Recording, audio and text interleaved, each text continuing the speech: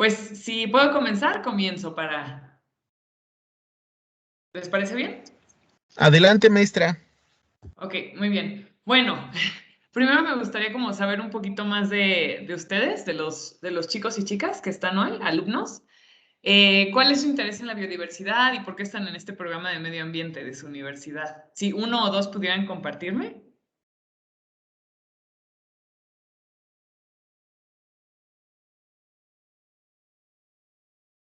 Prendan su micrófono y cuéntenme, porque yo no los puedo ver porque estoy compartiendo pantalla. Adelante, Alondra. Bueno, una de las cuestiones por la cual estoy dentro de es porque, pues, aparte de que son temas interesantes y muy amplios que puedes tener varias opiniones, también viene la parte donde, pues, ya tuviste tanto tiempo viviendo en la tierra y cuándo vas a hacer algo por ella. Entonces, yo creo que esa es una parte importante de información para saber qué hacer o cómo dirigirte o cómo llevar a cabo algún proyecto que a lo mejor no es tan grande y no puedes pues hacer mucho, pero pues es un poquito que va beneficiando a la tierra como tal. Muy bien, Alondra, gracias. ¿Alguien más? Adelante, Yo Bárbara. podría ser para ser más consciente sobre el planeta y poder explorar más y conocer más sobre la biodiversidad, para poder conocer tipos, especies y cómo es que salen o en qué ámbito pueden explorarse. Ok, súper. Muy bien, pues y tengo entendido que ustedes están en el Estado de México, ¿correcto? Sí. Sí, Ok, súper. Esta sesión va a ser súper interactiva porque justo también quiero saber sus percepciones y demás, entonces prendan su micrófono sin pena. Si me tienen que interrumpir, también adelante, si tienen alguna duda. No, no tengo ningún problema con eso. Bueno, entonces, justo hoy yo les voy a hablar sobre biodiversidad en el mundo y también en México, porque México es un país súper importante en cuanto a biodiversidad, aunque muchas veces en la tele vemos que los elefantes y los leones, pero que son animales que no son mexicanos y que están en otras partes del mundo muy lejos. Bueno, pues la biodiversidad mexicana también tiene un nivel de importancia muy alto a nivel mundial y es algo que luego nos cuesta reconocer. Entonces, bueno, entre los objetivos del día de hoy me gustaría que saliéramos de aquí reconociendo mejor a la biodiversidad mexicana. Yo soy bióloga de la UNAM y hice una maestría en agroecología y ahorita estoy trabajando en la GIZ, que es la Agencia de Cooperación Alemana, como asesora técnica. Eh, Bien, entonces antes de empezar otra vez, voy a pedir que ustedes tomen la palabra y cuéntenme de algo que les haya inspirado de la naturaleza. O sea, puede ser algún paisaje o puede ser el comportamiento de algún animal o puede ser algo que vieron en la tele o que vivieron. Cuéntenme algo que les haya inspirado de la naturaleza.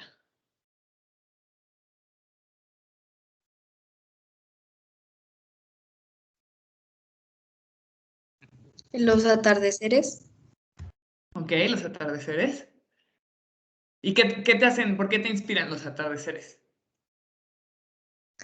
pues es que son muy bonitos, algunas veces son muy coloridos en el color naranja y el rosa, como que pues, no sé, son colores que me gustan y pues me dan tranquilidad, se podría decir. Ok, muy bien. Entonces, la naturaleza dándonos tranquilidad, ¿no? Eso es algo que nos inspira. ¿Alguien más tiene algún ejemplo? Podrían ser las plantas, en la cual a mí me inspira por lo que tenemos diversidad de colores, formas, se puede apreciar su belleza y más que nada a mí en los momentos en los cuales yo me siento a lo mejor estresado, ¿cómo se podría decir? A veces un poco triste, voy, me siento y el sentir como su olor de cada flor, más cuando hay brisa de aire, pues es como relajar, tranquilidad y paz. Ok, sí. Entonces, de nuevo, aquí otra vez estamos viendo que la tranquilidad, ¿no? En diferentes ámbitos. Puede ser un paisaje, que es algo muy macro, o puede ser algo tan chiquito como una planta que nos da esa tranquilidad. ¿Alguien más tiene un ejemplo? Si no, continúo. Ok, voy a continuar. Bueno, entonces, algo importante de la biodiversidad, y por eso les pongo aquí este cartel de maíces mexicanos. Como pueden ver, hay muchos colores, hay muchas formas y muchos tamaños también. Y esto es porque un nivel de biodiversidad, el más básico, es el genético. Entonces, el maíz, todo el maíz en el mundo es la misma especie, que se llama Sea maíz. Pero adentro de esa especie de maíz hay una diversidad genética enorme, que es lo que da lugar a que podamos tener maíz azul, maíz rojo, maíz blanco, maíz más amarillo, maíces de colores, unos que tienen las semillas más en forma de punta, otros que están más cuadraditos. Y todos estos son los maíces que encontramos en México gracias a esta diversidad genética. Entonces, ese es el nivel más básico que tenemos de biodiversidad. Y no solo en cuanto a maíces, también tenemos, por ejemplo, aquí frijoles domesticados en México. Entonces también pueden ver, y de seguro en sus cocinas ya lo han visto, que no solo hay frijoles negros, hay frijoles que son cafés, hay frijoles que son morados, hay unos que incluso son entre negro con blanco, que se llaman vaquita. Entonces esto de nuevo es la misma especie, pero con una diversidad genética amplia. Y esto, bueno, ¿cómo nos beneficia? En el caso este de los frijoles y el maíz, podemos comer diferentes sabores, ¿no? No todos estos maíces saben igual, no todos se cuecen igual, y entonces en diferentes partes de diferentes culturas empezamos a tener preferencia por algunas, por mayor diversidad o por algunas, por decir, razas en específico. Y no solo en las plantas, también lo vemos, por ejemplo, en animales domesticados. No sé si ustedes se han puesto a observar vacas, no todas son iguales. Están las vacas lecheras, que son las clásicas blancas con negro, luego están unas vacas que son todas cafés, luego hay unas vacas que son todas blancas, con orejas grandes. Entonces, ese es el nivel más básico de biodiversidad, la genética.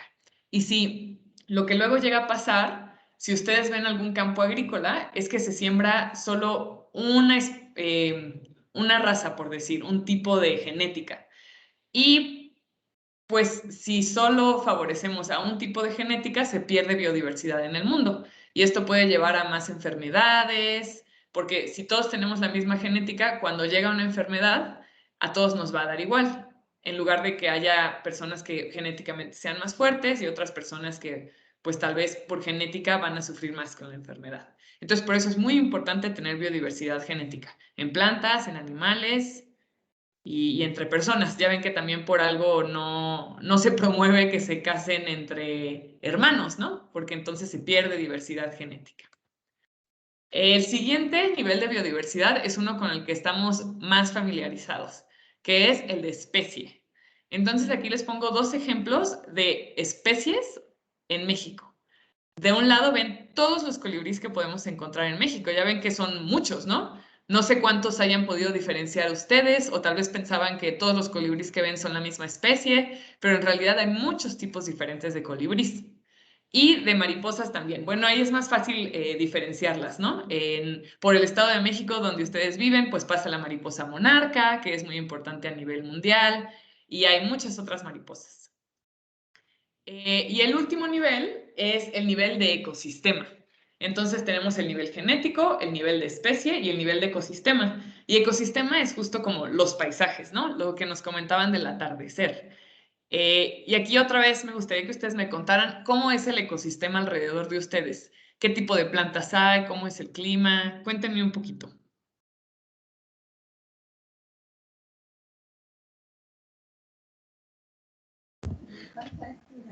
A ver, chicos, los que han ido al plantel,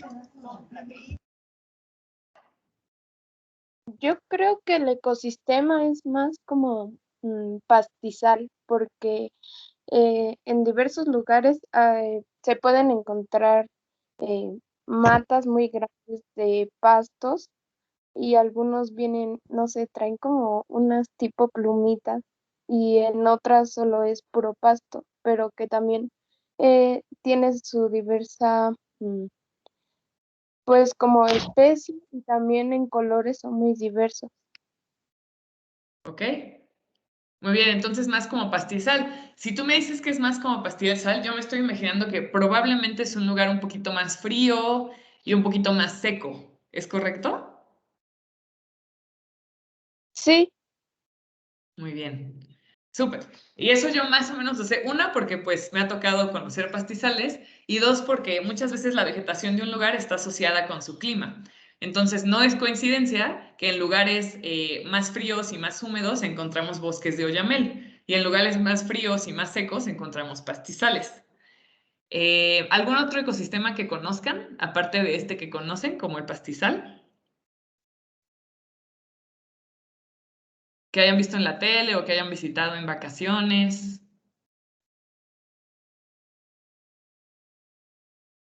bosques. Bosques, muy bien. Sí, en México hay muchos bosques, muchos, muchos bosques. ¿Cuál es otro ecosistema muy común en México? Más en el norte. Desierto. Los desiertos, sí, las zonas áridas. Y en el sur del país, ¿qué tipo de ecosistema podemos encontrar?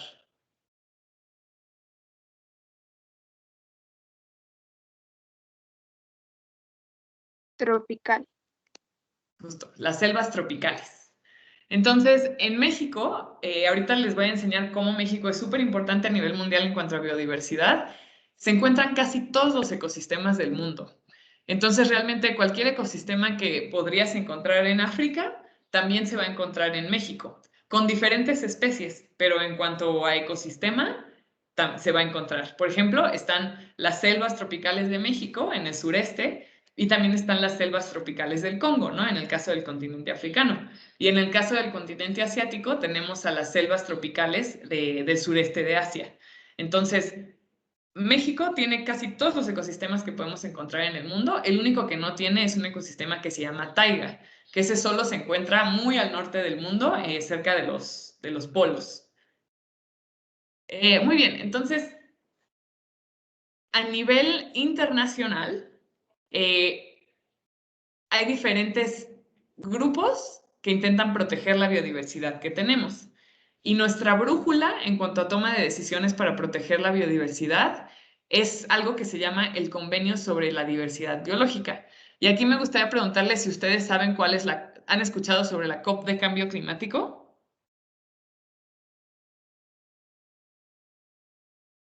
Yo sí. No. También yo. Ok, súper. Entonces, esta COP de cambio climático se ha vuelto muy popular porque el tema del cambio climático es algo que nos apremia y que nos preocupa mucho y que tenemos poco tiempo para resolver. Pero aparte de esta COP que hay sobre cambio climático, donde representantes de casi todos los países del mundo van y toman decisiones para salir de esta crisis climática, también hay una COP específicamente sobre biodiversidad. Y esta es la COP del Convenio sobre la Diversidad Biológica. Y esa también va a ser este año. De hecho, esa va a ser incluso antes que la de cambio climático. La COP de biodiversidad va a ser este mes, en octubre. Y después le sigue la COP de cambio climático. Entonces, en esta COP sobre diversidad biológica se van a tomar decisiones sobre cómo frenar la crisis ecológica que estamos viviendo de pérdida de biodiversidad. Entonces, hay varios convenios a nivel internacional que tratan diferentes temas ambientales. El más famoso es el de cambio climático y ahora ya saben que también está el de biodiversidad. Y creo que alguno de ustedes también está familiarizado que en la COP de cambio climático hay un grupo autoorganizado de jóvenes, ¿no? Que van y buscan que su voz se escuche en esta COP de cambio climático. Y en el caso de la COP de diversidad biológica también hay un grupo que se llama, como es global, todo tiende a estar en inglés, se llama el Global Youth Biodiversity Network y tiene un capítulo en México. Entonces, si ustedes quisieran meterse y participar con este grupo de jóvenes, ustedes pueden ponerse en contacto y, bueno, empezar a saber más sobre biodiversidad, saber más sobre cómo se llevan estas cosas a nivel internacional. Y bien, ahora les pongo aquí una imagen de México. Aquí, como pueden ver, están estos ecosistemas de los que hablamos previamente. Vemos que en el norte es más árido y se encuentran animales pues más del desierto, pero también tenemos una franja de bosques aquí donde vemos una lechuza y un águila. En el Golfo de Baja California tenemos el Golfo de Cortés, que se conoce como el acuario del mundo.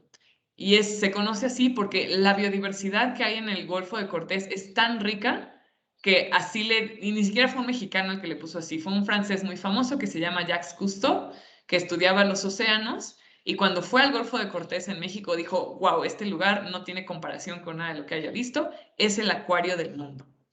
Y luego vamos aquí más al centro de México y bueno, pues aquí están los bosques, los pastizales de la alta montaña, y luego ya pasamos a las zonas más tropicales del sur, ¿no? Las selvas, los manglares, el Caribe, los arrecifes de coral. Entonces, en México hay mucho que ver. Y bien, de nuevo enfocándonos en México, quiero que me cuenten algo, ¿qué comieron hoy? Alguien dígame qué comió hoy.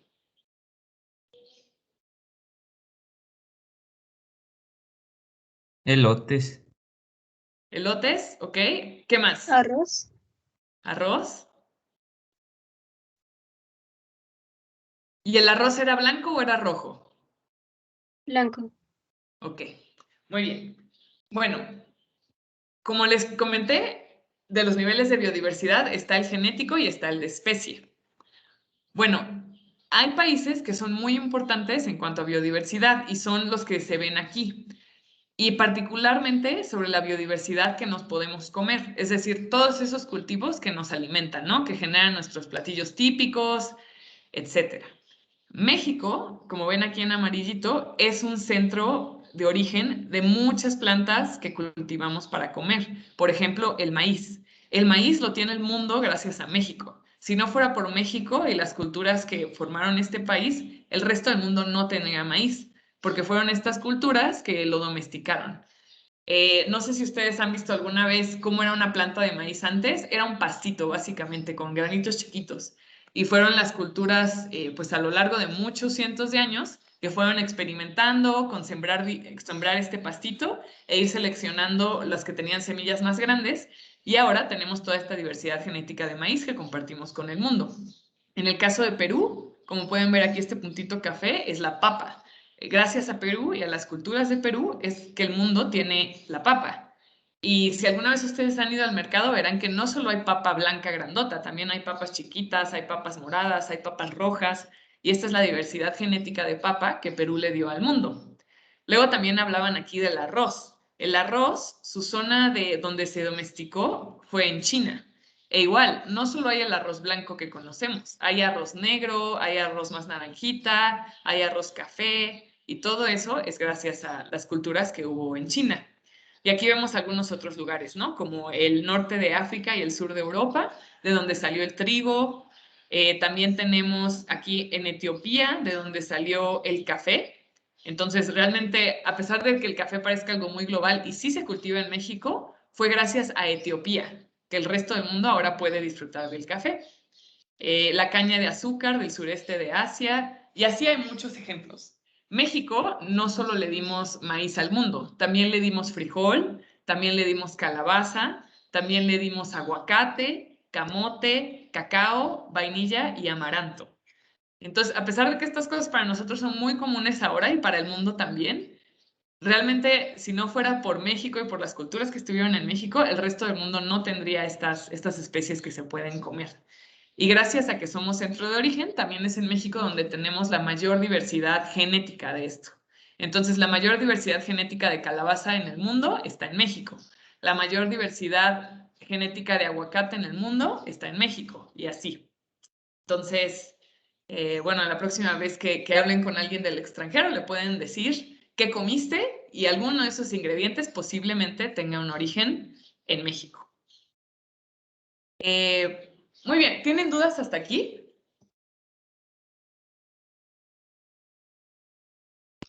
No. Ok, perfecto. No. Bien, entonces ahora me gustaría que me dijeran, todos, no sé cuántos son, creo que eran como 8, aunque no vi bien, ¿cuál es su especie favorita? Y aquí voy a tomar una pausita de compartir.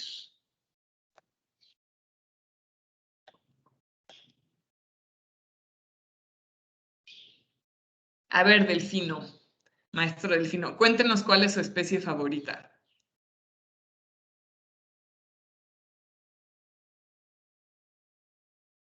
Y si no es Delfino, nos vamos con José.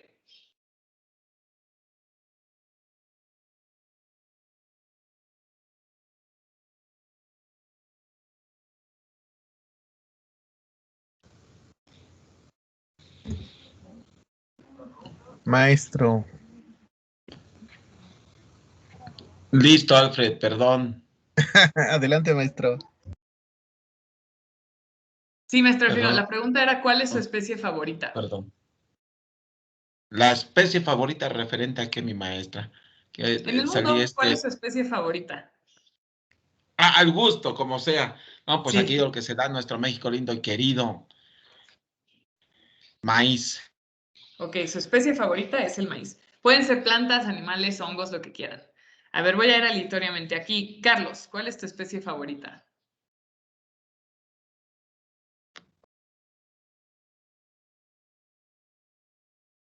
De animales, los conejos. Los conejos. Bárbara, ¿cuál es tu especie favorita?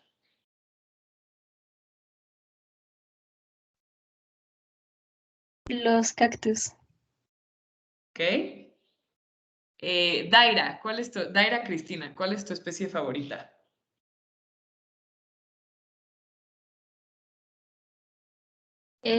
Los árboles, ¿Algún árbol en particular? no, generalizado. Ok. A ver, ¿quién más? Claudio, ¿cuál es tu especie favorita?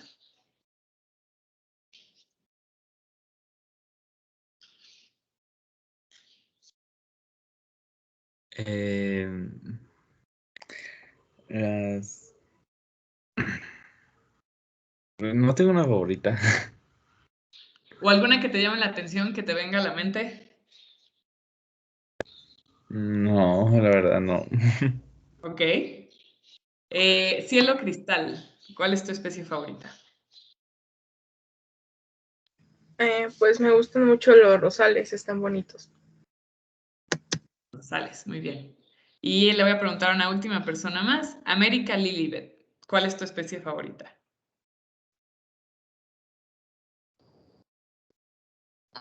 Pues de animales, los perros. Los perros. Muy bien. Entonces vemos que de los que me dijeron, maíz, conejo, rosales y perros, todas estas son especies domesticadas. Entonces aquí, con este pequeño encuesta que les hice hoy, vemos que como humanos tenemos una preferencia hacia las especies domesticadas. Puede ser que sea porque son las que más conocemos y con las que más convivimos. Y bueno, aparte de esas están todas las especies silvestres del mundo, ¿no? Que son estas que pueden ser más difíciles de ver y muchas veces nos familiarizamos con ellas por zoológicos o por documentales que llegamos a ver en la televisión. Aquí una compañera nos dijo cactus y el caso de los cactus es muy interesante porque en México está la mayoría de las especies de cactus de todo el mundo. Y no sé cuántos de ustedes sabían que los cactus son un grupo de plantas que solo se pueden encontrar en América de manera natural. Por supuesto que se han exportado y ahora ya los podemos encontrar en jardines y en casas en todo el mundo. Pero naturalmente los cactus solo se encuentran en los desiertos de América. Y es en México donde tenemos la mayor cantidad de especies. Y también es en México donde tenemos la mayor cantidad de especies de cactus en peligro de extinción. Entonces, por eso es importante. Luego me ha pasado, llegué a ir a Jilotepec, en Estado de México, a escalar. Y recuerdo que una familia, pues, iba caminando, llevaba un cactus que habían sacado de la roca ahí del bosque. Y bueno, pues ahí creo que iba con un grupo de biólogos y nuestro deber como biólogos pues fue de la manera más amable posible ir con la familia y decirle como, oigan, ese cactus que ustedes agarraron probablemente lleva más de 25 años creciendo aquí y probablemente no sobreviva en su casa, ¿no? Porque son plantas de cuidados delicados. Y aparte su papel en el ecosistema lo tiene que hacer aquí, en la roca, en el bosque. En su casa, pues no va a ser su rol en el ecosistema. Entonces la familia lo entendió muy bien y regresaron el cactus de donde lo habían encontrado. Pero justo es por pequeñas acciones como estas que muchas de las especies en México y en el mundo están en peligro de extinción. Pero bueno, sí, los cactus son muy, muy, muy hermosos. Cuando florecen son realmente impresionantes y hay de todos tipos, ¿no? Desde los redonditos chiquitos hasta los saguaros gigantes del norte de México. Muy bien, entonces voy a regresar a compartir pantalla y contarles sobre una institución en México que es la más importante en temas de biodiversidad. Y esta institución se llama la CONABIO, que es la Comisión Nacional para el Conocimiento y Uso de la Biodiversidad. Si ustedes se meten a la página de CONABIO, van a encontrar un sinfín de materiales para niños, jóvenes, adultos que tienen que ver con biodiversidad. Los carteles que les puse al principio de los tipos de maíces y los tipos de frijol se generan, de las mariposas y colibrís, los generó la CONABIO. Y ahora les voy a poner un videito sobre una aplicación súper padre que nos va a ayudar a observar mejor a la naturaleza y conocerla mejor. Entonces, me dicen si se escucha el audio. ¿Lo escuchan?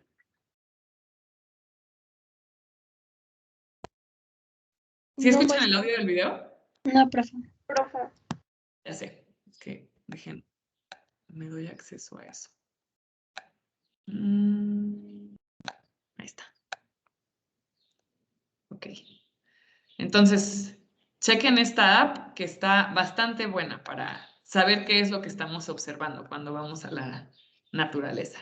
Las redes sociales y la tecnología han rebasado nuestras expectativas. No solo se trata de compartir eventos, chistes, vacaciones y noticias. Las redes se pueden usar para promover la educación y la cultura de los ciudadanos. Naturalista es una red social en donde los participantes aprenden y contribuyen al conocimiento de la naturaleza de México y del mundo.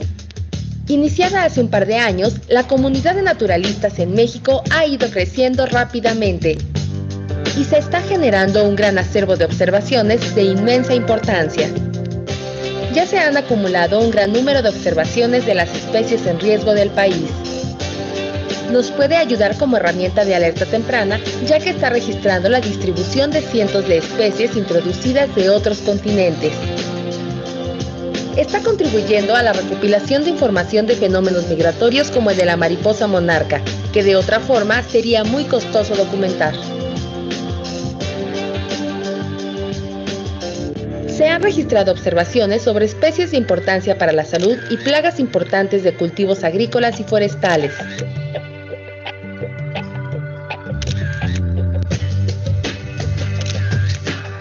Por si fuera poco, Naturalista ya empieza a contribuir en el descubrimiento de nuevas especies para la ciencia.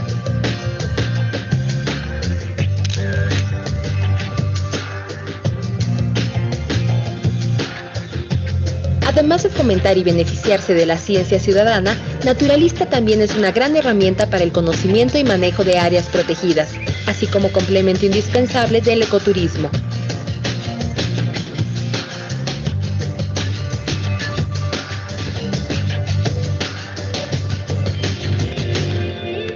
Con el apoyo de la Comisión Nacional de Áreas Naturales Protegidas y de la Semarnat, se equiparon 20 áreas protegidas con computadoras y cámaras para realizar inventarios fotográficos. Otras áreas protegidas se han ido sumando a la iniciativa. El registro de estas observaciones es esencial para el manejo de las áreas protegidas y beneficia al turismo.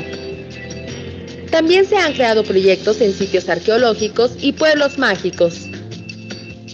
En alianza con la Fundación Carlos Slim, se apoya con equipo y capacitación a 20 proyectos por año en comunidades rurales de Oaxaca, Chiapas, Tabasco, Campeche y Quintana Roo. Y con becas para curadores especialistas que constantemente revisan las identificaciones de la red. El apoyo de la Fundación Carlos Slim también ha sido fundamental en el desarrollo de la nueva aplicación para teléfonos celulares. Algunos estados empiezan a sumarse para promover esta gran iniciativa, en conjunto con organizaciones científicas, educativas y de la sociedad civil. Esta gran labor de ciencia ciudadana está generando información que se utiliza no solo a nivel nacional, sino a nivel mundial. ¿Y tú qué esperas?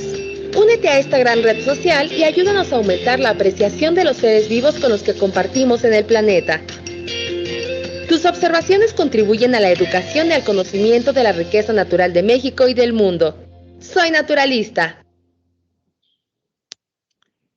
Muy bien. Bueno, pues esta es una aplicación que de hecho yo tengo en mi celular, que ahorita no sé dónde dejé Lisbeth. Es una aplicación que yo tengo en mi celular y a mí me ha encantado porque incluso la caminata que puede parecer la más aburrida del mundo se vuelve muy interesante porque te empiezas a dar cuenta que a pesar de que parezca que no hay mucha vida por donde uno pasa, si aprendes a observar, te das cuenta que hay de todo. Hay bichos que aunque todas parezcan que son la misma araña, empiezas a darte cuenta que no, los grillos, las palomillas me he dado cuenta que son muy interesantes y todo ha sido gracias a esta aplicación. También si ustedes son del estilo competitivo, un poquito como yo, en esta aplicación también se puede competir. O sea, básicamente es como ir a capturar Pokémones, pero en la vida real. Entonces, voy con mi celular, lo único que necesitan es un celular que pueda descargar aplicaciones y que tenga cámara, y ustedes van por la vida y cualquier ser vivo que ustedes ven le toman foto y la aplicación misma les ayuda a identificarlo. Entonces, yo ahorita en mi aplicación de naturalista tengo registradas como 370 especies y bueno, me falta mucho para ganarle a la gente alrededor de mí, ¿no? Pero ha sido un proceso muy divertido y que me ha enseñado mucho a observar. Y también hace que cualquier lugar pues sea más divertido porque pues hay mucho que ver, pero luego no lo vemos.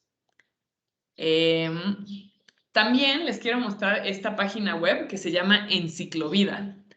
Entonces, esta es una página web que también desarrolló la Conavio, donde pueden encontrar información de cualquier especie en México.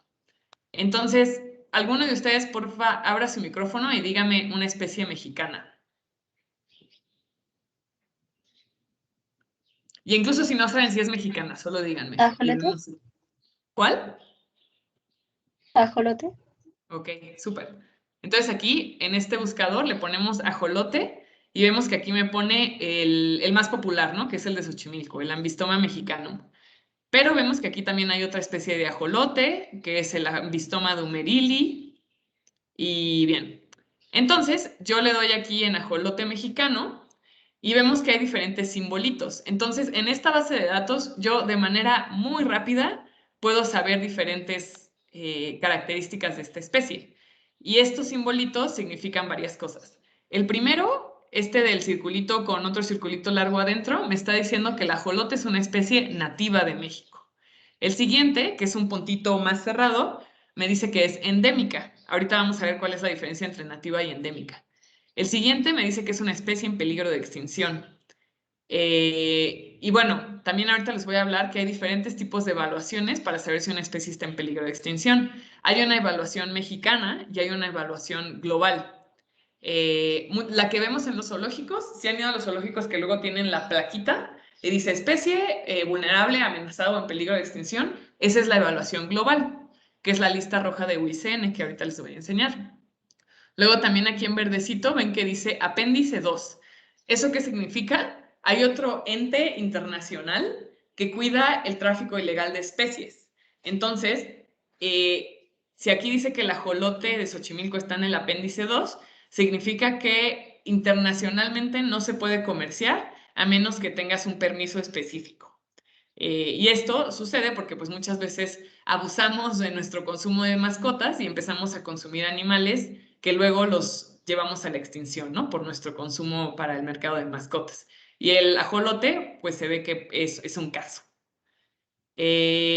Aquí también México tiene una lista de especies prioritarias y aquí nos está diciendo que el ajolote es alto. Y por último, en este último simbolito que tiene el río, nos dice que es dulce acuícola. Es decir, la encontramos en cuerpos de agua continentales, no en cuerpos de agua marinos. Y vemos que aquí pues me pone fotos, también aquí en el mapa me pone los lugares donde se pueden encontrar. Ven que esto que está en rojito es lo que se llama su área de distribución, entonces el ajolote solo se encuentra en estos lugares. Los puntitos que ustedes ven son justo registros de naturalista. Entonces, si ustedes bajan la aplicación de naturalista y empiezan a registrar lo que ven, alrededor en su casa, en su escuela, donde sea, se va a subir a esta base de datos y van a estar contribuyendo a la ciencia. Entonces vemos que luego hay puntos extraños, ¿no? Por ejemplo, aquí alguien encontró un ajolote en Chihuahua. Es muy posible que este ajolote esté o en un acuario o en un zoológico o no está en su distribución natural. Entonces, este es el tipo de cosas que se pueden analizar. Bueno, aquí muchas fotos, los ajolotes son muy populares y muy carismáticos, entonces aquí también pueden conseguir fotos si alguna vez las necesitan para presentaciones o para hacer carteles o lo que sea. Y aquí en acerca de, extrae la información de Wikipedia y bueno, aquí pueden ustedes leer más información, ¿no? De las diferentes especies. Y ya, cualquier especie mexicana la pueden encontrar aquí. Por ejemplo, aquí el jaguar, igual yo lo puedo encontrar. Aquí pueden ver que su distribución es mucho más amplia. Entonces, el jaguar lo podemos encontrar desde el sur de México hasta el norte. O sea, en Sonora podemos encontrar jaguares. Y eso yo se los puedo constatar. Tengo un amigo que está trabajando con carnívoros en la frontera de México para ver cómo el muro que está construyendo Estados Unidos les afecta. Y sí, y registró en una de sus cámaras. Él pone unas cámaras que se activan con movimiento. Entonces puedes dejar la cámara meses y cuando alguien pasa se activa y se toma la foto. Y registró justo un jaguar cerca de la frontera de México con Estados Unidos. Muy bien, entonces ahí tienen otra herramienta muy padre para conocer la diversidad mexicana. Y ahora vámonos a esta que les había dicho, que es la lista roja de UICN, que es la que nos dice a nivel global si las especies están en peligro de extinción. Entonces, ahora sí, dígame una especie, la que sea, y la vamos a buscar aquí en la lista roja. Vaquita marina. Le ponemos aquí vaquita marina, le damos buscar.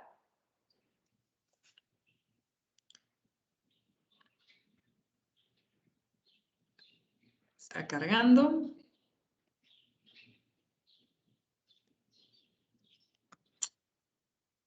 No la encontró. Aquí está, la tiene como vaquita. Solamente. Entonces le damos vaquita. Y aquí, estos son los niveles de peligro, ¿no? En el que puede estar una especie. Entonces, la que está del lado izquierdo es lo más bajo y lo que está más del lado derecho es lo más alto. Y vemos que el último nivel es extinción, porque de ahí ya nunca más las vamos a recuperar. Entonces, vemos que aquí hay de bajo, o sea, como, ay, no, baja importancia, luego que está casi amenazado, luego que está vulnerable, luego que está en peligro de extinción y en el caso de la vaquita está en peligro crítico de extinción. Después de peligro crítico de extinción sigue la categoría de extinto en vida libre. Y eso, por ejemplo, es el caso del lobo mexicano. El lobo mexicano en los 90s estuvo extinto en vida libre. Es decir, todavía había lobos mexicanos en zoológicos, pero en la naturaleza ya no se podían encontrar. Entonces se tuvieron que hacer esfuerzos de reintroducción para que volvieran a estar, pues, en la naturaleza, ¿no? Donde pertenecen. Y bueno, si se extingue una especie de la vida silvestre y luego se extingue del zoológico o el jardín botánico o donde sea que tenían los últimos especímenes, ya pasa a estar extinta. Y ahí sí es cuando ya las perdimos para siempre. Y bueno, como pueden ver aquí en la lista roja de UICN, pues también da mucha información sobre las especies. La mayoría está en inglés, pero miren, aquí le podemos pedir que nos ponga en español, aunque no sé si todo lo traduce. Pero bueno, es otra oportunidad de practicar el inglés.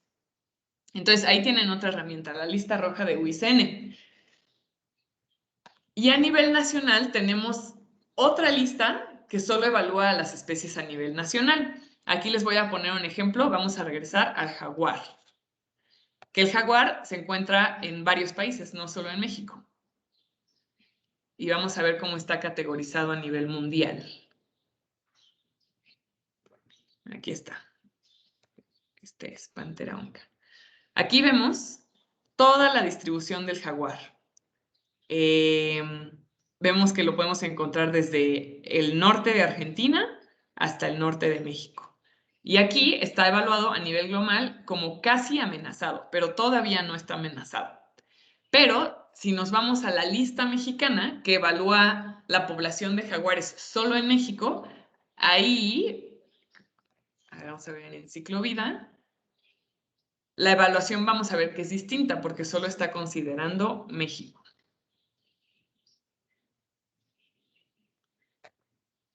Muy bien. Entonces, aquí de nuevo regresamos a estos simbolitos. El primero dice peligro de extinción y eso es a nivel México. Es decir, el jaguar en México está en peligro de extinción. O sea, podemos perderlo pronto de nuestro país, pero eso no significa que se va a perder de todo el mundo, porque ya vimos que hay jaguares en muchos otros países. Y por eso, a nivel mundial, está evaluado como casi amenazado y no como en peligro de extinción. Entonces, esa es una diferencia entre las evaluaciones nacionales y globales. Súper, regresemos a la presentación. Y bueno, no solo hay una lista roja de especies, también hay una lista roja de ecosistema, que son justo a nivel paisaje. Y aquí les estoy demostrando en Colombia, ¿no? Entonces, este es un mapa de Colombia. Todo lo que se ve en verde son ecosistemas colombianos que están como preocupación mejor, es decir, preocupación menor, es decir, que no están en peligro de desaparecer. Pero vemos que aquí hay un par de manchitas que están en rojo, rojo vivo, y esos son ecosistemas en Colombia que están a punto de desaparecer.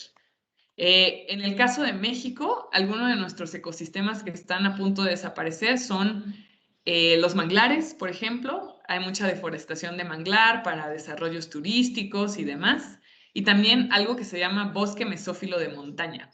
El bosque mesófilo de montaña es un bosque donde hay mucha neblina. No sé si alguna vez ustedes han viajado en carretera y van en las montañas y es esas zonas de la carretera que siempre están cargadas de neblina. Eso es el bosque mesófilo y está en grave peligro. Otro ecosistema que parecería que no, pero sí está en peligro de desaparecer, en el norte de México, en Chihuahua en particular, son los pastizales. Entonces, ustedes ahorita vieron que alrededor de ustedes hay pastizales. Aquí en la Ciudad de México, en Milpalta, también hay mucho pastizal, en Chihuahua, pero el ecosistema de los pastizales está en grave peligro de extinción. ¿Y por qué creen que sea? ¿Por qué creen que están desapareciendo los pastizales? Por construcciones y que habitan más personas. Ok, ajá, desarrollo urbano. ¿Alguna otra razón?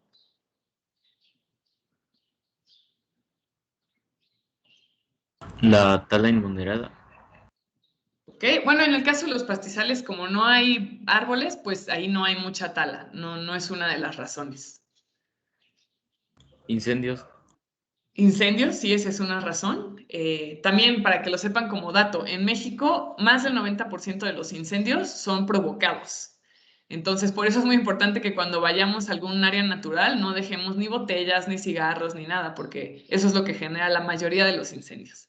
Y bueno, la razón por la que los pastizales están en grave peligro es principalmente por la agricultura y la ganadería. Entonces, si ustedes ven un pastizal, por lo general suele ser un lugar plano. Entonces, para la agricultura es perfecto, porque hacer agricultura en lugares con mucha pendiente es difícil. La gente lo tiende a evitar a menos que lo tenga que hacer. Y otra razón, en el caso de Chihuahua, es por la ganadería, porque los pastizales naturales ya casi todos han sido estos sustituidos por pastos para el ganado. Y muchos de esos pastos son introducidos, no son pastos naturales. Y también ahí empezamos a ver que hay conflictos entre los carnívoros naturales que se encuentran ahí de manera natural y las vacas que introducimos. Un ejemplo es el caso del lobo mexicano. El lobo mexicano se extinguió de México porque la gente lo mataba, porque el lobo mataba a las vacas.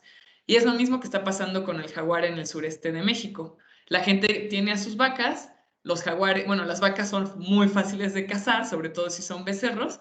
Entonces el jaguar va y ataca, se come el becerro y el ganadero pues va y busca al jaguar y lo mata porque mató a su becerro.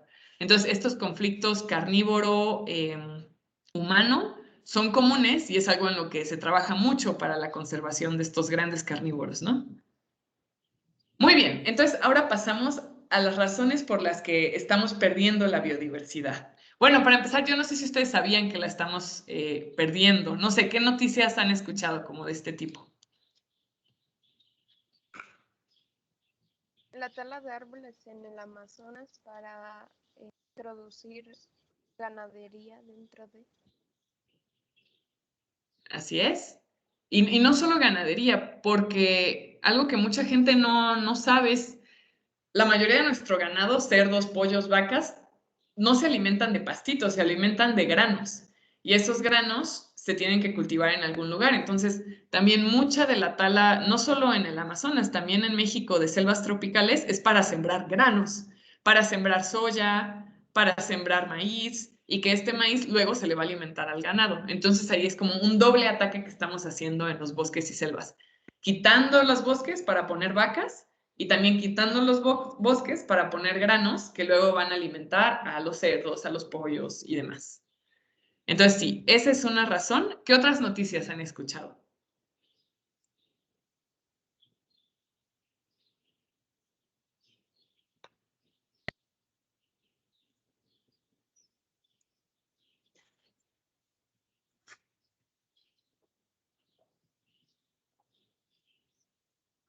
Bueno, si ya no hay ninguna, si quieres, ¿sí?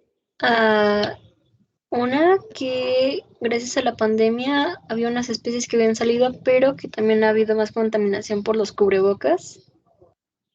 Ajá, sí. Nuestros desechables también son un problema para mucha vida, pero sobre todo la vida marina, que los confunde luego con comida o simplemente no los ven y ya se atoran. Pero bueno, la primera razón por la que el mundo está perdiendo biodiversidad es por la pérdida de hábitat. Y aquí les pongo una foto, justamente puede ser que en este caso, en esta tala, nadie quería lastimar al jaguar, o sea, nadie fue y mató a un jaguar, pero al momento en el que tumbamos la selva, el jaguar ya no tiene dónde vivir, y no solo el jaguar, todas las especies que vivían en este cachito, las ranas, las salamandras, el tapir, los monos, todos pierden su casa, pierden la comida de la que se alimentaban, pierden los refugios donde vivían y pues realmente la mayor razón por la que estamos perdiendo biodiversidad es porque les estamos quitando su casa y ellos pues cada vez se ven más acorralados a dejar estas zonas y meterse a los poquitos manchones de selva que quedan, ¿no? Donde ellos pueden encontrar un hogar y estar tranquilos. Entonces, esa es la principal razón por la que estamos perdiendo biodiversidad. La siguiente es el tráfico ilegal de especies. El tráfico ilegal de especies, aunque no lo parezca, es el tercer negocio más lucrativo en el mundo. El primero es drogas y armas, el segundo es trata de blancas y el tercero es el tráfico de especies. Entonces es un problema enorme. Y también, pues una de las razones por las que hoy estamos haciendo esta plática en Zoom es por la pandemia, ¿no? Es porque pues ustedes, muchos no pueden ir todavía a clases presenciales o apenas empezaron a ir a clases presenciales y esto es por el tráfico ilegal de especies. Una de las teorías más aceptadas de dónde surgió el coronavirus es de un mercado en China donde se hacía tráfico de especies. Entonces, metías muchos animales de diferentes partes del mundo, cada uno con los diferentes virus a los que ya están acostumbrados, pero de un animal salta otro y de ese otro al humano. Y es porque los tenemos en este tipo de condiciones, ¿no? Entonces podemos tener un periquito australiano que tiene un virus con el que el periquito australiano ya sabe vivir, pero se lo trajo a un perico americano y entonces el virus salta del perico australiano al perico americano y luego resulta que, ¡pum!, saltó a nosotros. Y esto no hubiera sucedido si no hubiera sido porque los hacinamos en jaulas chiquitas en un mismo lugar porque los queríamos vender. Entonces, esa es una de las otras grandes razones por las que hay pérdida de biodiversidad. Es el mismo caso con la vaquita marina. La vaquita marina está en peligro de extinción porque hay una demanda enorme desde China, bueno, desde Asia, particularmente China, de un pez que tiene una vejiga que los chinos se comen. Entonces, hay un gran mercado negro para pescar este pez ilegalmente y es en las redes donde se caza este pez que se atoran las vaquitas marinas. Entonces, no solo es la vaquita marina la que está en peligro de extinción en esta situación, sino también el otro pescado que se llama totuaba. Ambos se están extinguiendo y ambos, la razón principal es por el tráfico ilegal de una especie. Otra razón es el cambio climático. Entonces, aquí les pongo una imagen. En 2014 hubo una nevada muy fuerte en la Reserva de la Biosfera Mariposa Monarca, que está entre Michoacán y Estado de México, y murieron 3 millones de mariposas. Y esto porque fue una nevada atípica. Las mariposas pues no están acostumbradas a que llegue a este nivel de frío en esa época. Y bueno, este es un ejemplo. También otro es, debido al cambio climático, algunas especies de plantas están empezando a florecer a destiempo. Y los insectos que polinizaban esas plantas, sus ciclos de vida no han cambiado. Entonces, las flores florecen un mes antes y los insectos polinizadores están listos para polinizar un mes después. Entonces la flor y el insecto polinizador ya nunca se encontraron en el tiempo. Entonces no va a haber quien ayude a la flor a reproducirse. Esa es otra razón en la que el cambio climático está pues también afectando la conservación de las especies. Otra es las especies exóticas e invasoras, como es el pez león. Aquí, no sé si alguna vez ustedes lo han visto o han escuchado de él. ¿Alguien?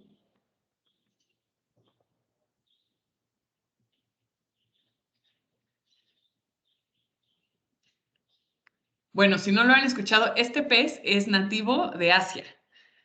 Pero cuenta la leyenda que hace unos años alguien tenía estos peces en un acuario en algún lugar de Sudamérica, no recuerdo bien si era Brasil o Colombia o Venezuela o en dónde. Hubo un huracán, entonces este pez que estaba contenido en un acuario, bueno, no era solo un pez, eran como varios que estaban en un acuario, pasó el huracán, destruye el huracán y estos peces salen al mar del Atlántico, donde estos peces no se encuentran. Y se empiezan a reproducir y son muy buenos reproduciéndose y también resulta que son muy buenos comiéndose todo. Entonces estos peces empiezan a comerse todos los huevitos y los peces chicos de los peces que son nativos del Océano Atlántico. Y en algún momento el pez león llega al Caribe mexicano, y se empieza a comer a los peces nativos del Caribe mexicano. Entonces, ahorita el pez león es una especie que se conoce como especie exótica invasora, que es un gran problema para México. Y tan grande es el problema y tan abundante es el pez, que se han hecho hasta competencias de cocina y para cazarlo. Que luego uno pensaría que la conservación pues buscaría no matar nunca a un animal, ¿no? Pero cuando nosotros sacamos a los animales de su hábitat natural, lo ponemos en otro y se pierde el balance, tenemos que encontrar cómo conseguimos el balance otra vez. Y este es el caso del pez león. Ahorita, si ustedes van al Caribe, van a ver que hay concursos para la persona que más caza estos peces, hay concursos de cocina para ver quién hace el platillo más rico con este pez, para que lo puedan pescar, eliminarlo y ya se acaba el problema. Y aquí, igual esto es muy importante que lo sepan sobre biodiversidad, la diferencia entre una especie nativa, endémica, exótica e invasora. Y denme un segundo, voy a conectar la compu y ahorita les explico qué es esto.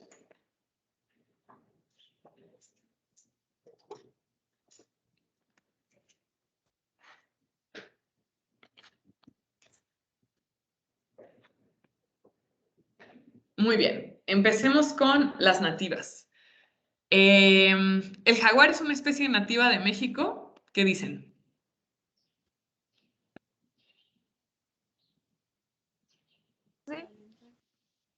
Sí, efectivamente.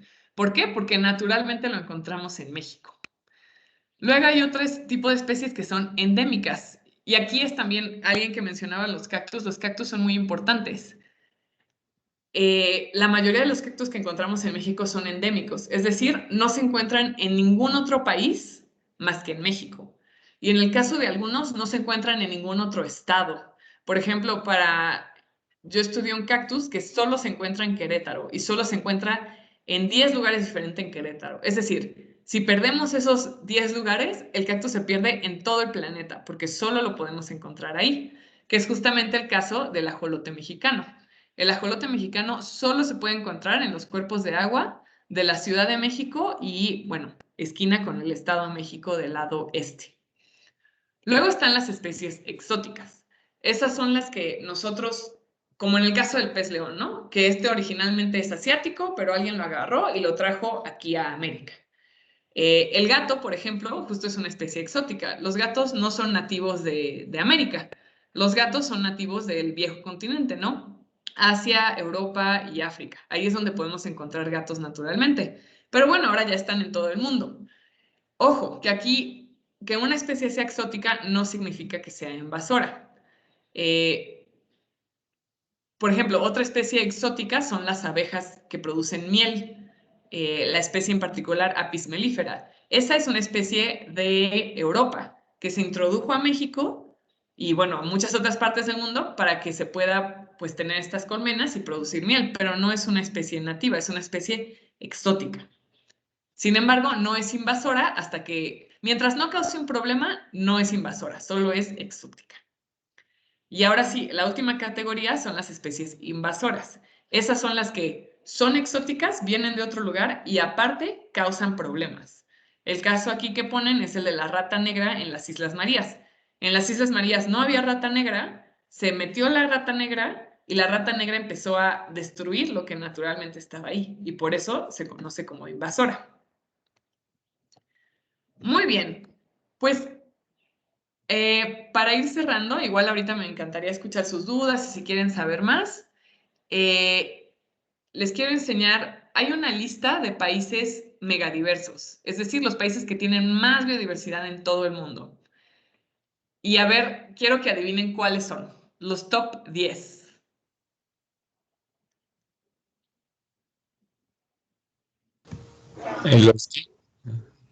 ¿Cuál?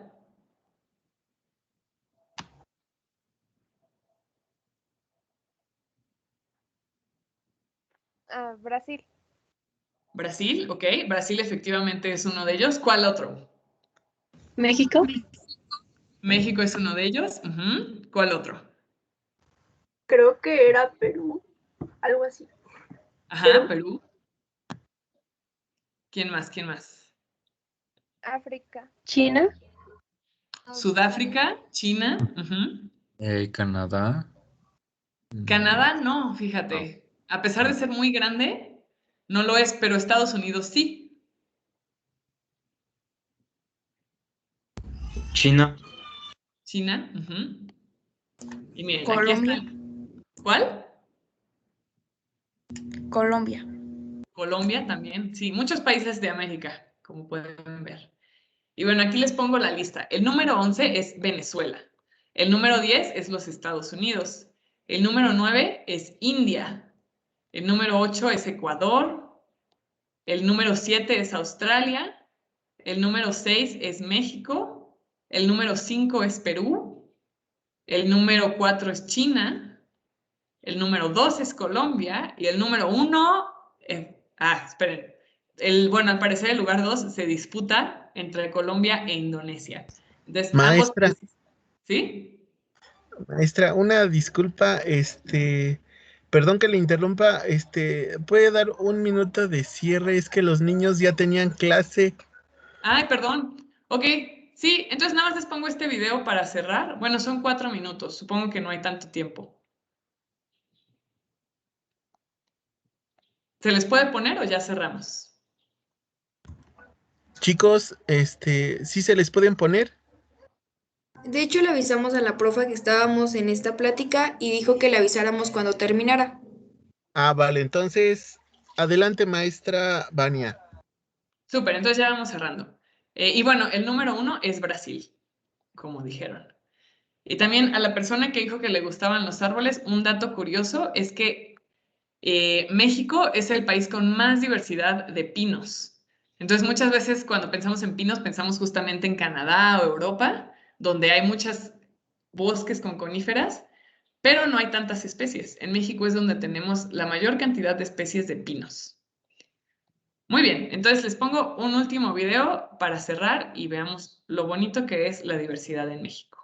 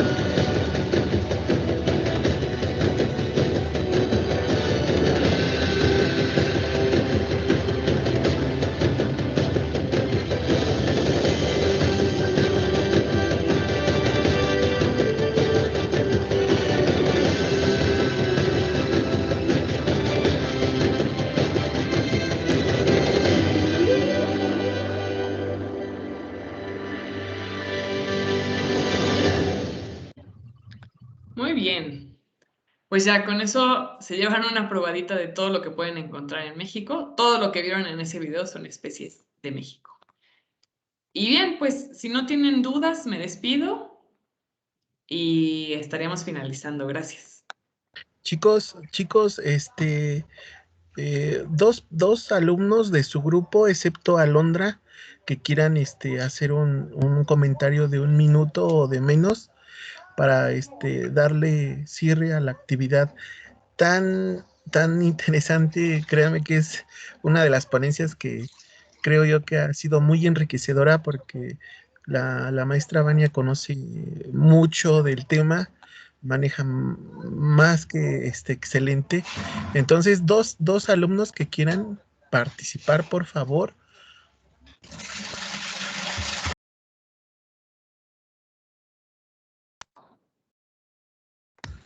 Adelante, Bárbara. Este tema me gustó mucho y más como lo presentó la profa, porque nos enseñó sobre, por ejemplo, los cactus que eran en México, que posiblemente nada más se dan en algunos estados. Nos enseñó páginas donde podemos buscar animales que pueden que estén en peligro de extinción, ya sea a nivel mundial o a nivel nacional, y pues también algunos lugares y cómo nos hacían sentir.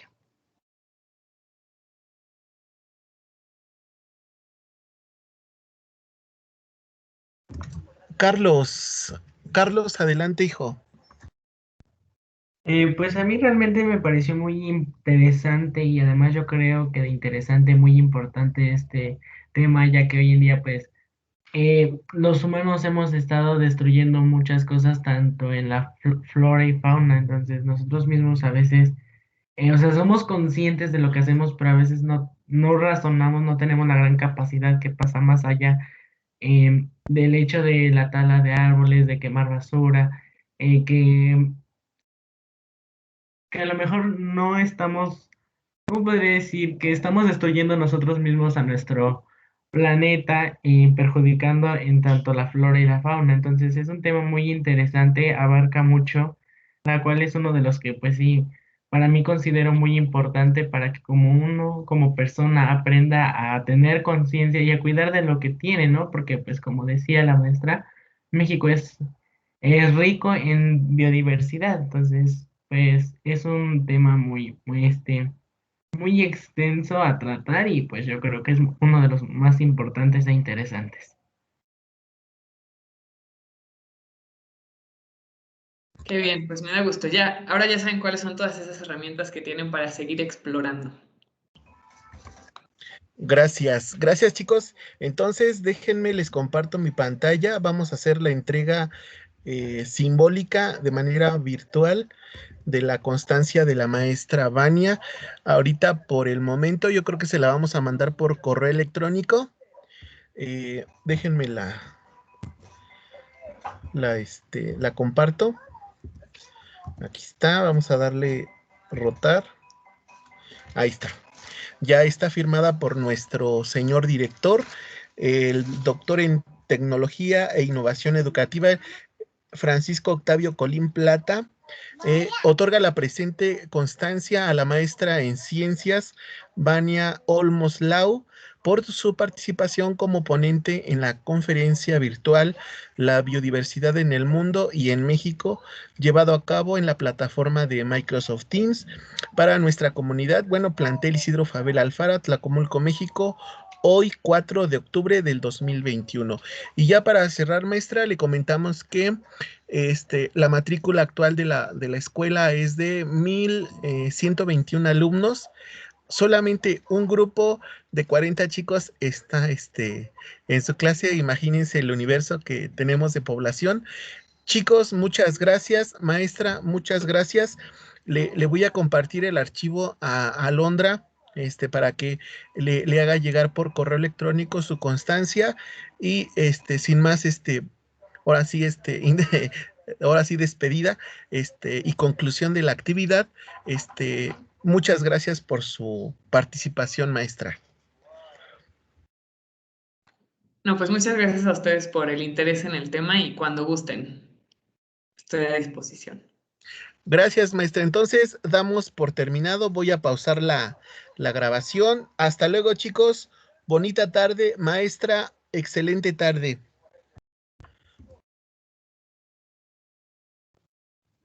Hasta luego. Hasta luego, maestra.